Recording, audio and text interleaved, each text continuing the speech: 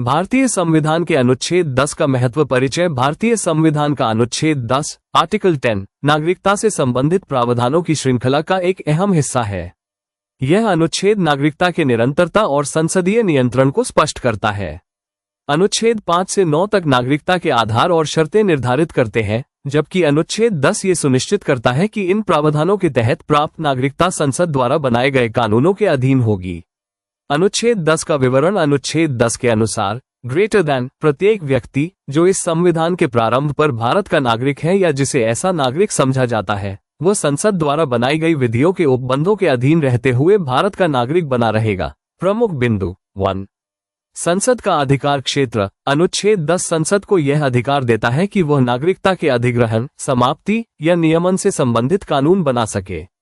उदाहरण, नागरिकता अधिनियम 1955 इसी अधिकार के तहत बनाया गया, जो नागरिकता से जुड़े सभी पहलुओं को नियंत्रित करता है।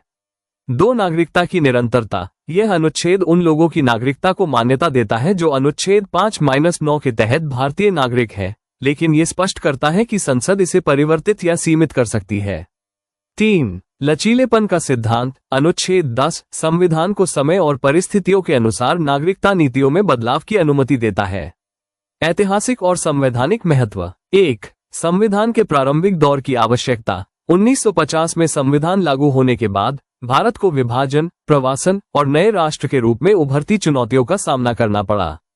अनुच्छेद 10 ने संसद को भविष्य में नागरिकता कानूनों को अनुकूलित करने की स्वतंत्रता दी।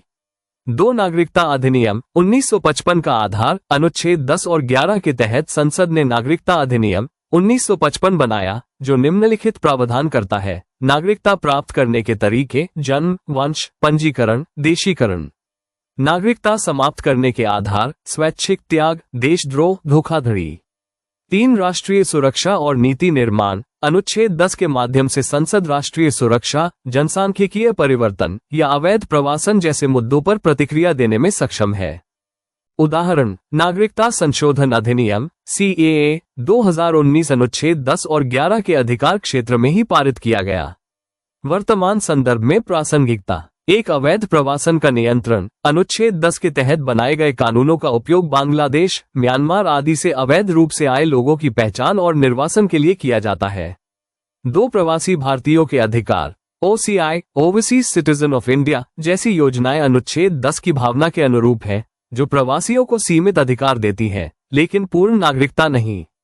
3 नागरिकता की समाप्ति। यदि कोई भारतीय नागरिक आतंकवाद या देशद्रोह में शामिल पाया जाता है, तो नागरिकता अधिनियम 1955 की धारा 10 के तहत उसकी नागरिकता समाप्त की जा सकती है। विवाद और चुनौतियां। नागरिकता संशोधन अधिनियम CAA 2019। इस अधिनियम को लेकर विवाद हुआ कि क्या ये धर्म के आधार पर नागरिकता देकर संविधान के अनुच्छेद 14 समानता का अधिकार का उल्लंघन करता है। हालांकि सरकार का तर्क है कि यह अनुच्छेद 10 और 11 के अंतर्गत संसद का वैध अधिकार है। NRC national register of citizens. Assam में NRC लागू करने की प्रक्रिया अनुच्छेद 10 और नागरिकता अधिनियम पर आधारित है, लेकिन इसे नागरिकों के बीच भेदभाव के लिए भी आलोचना झेलनी पड़ी। निष्कर्ष, अनुच्छेद 10 भारतीय संविधान का एक गतिशील प्रावधान है, जो नागरिकता के नियमों को समयानुकूल बनाए रखने में सक्षम बनाता है। ये संसद को यह अधिकार देता है कि वह राष्ट्रीय हितों, सामाजिक बदलावों और वैश्विक चुनौतियों के अनुसार नागरिकता से जुड़े कानूनों में संशोधन करे। इस प्रकार अनुच्छेद 10 न केवल संवैधानिक लचीलेपन को दर्शाता है, बल्कि यह राष्ट्र की एकता, अखंडता और सुरक्षा को सुनिश्चित करने वाला एक महत्वपूर्ण स्तंभ भी है। यह उस संवैधानिक दूरदर्शिता का उदाहरण है जो भारत को एक जीवंत लोकतंत्र और कानून के शासन वाले राष्ट्र के रूप में स्थापित करता है।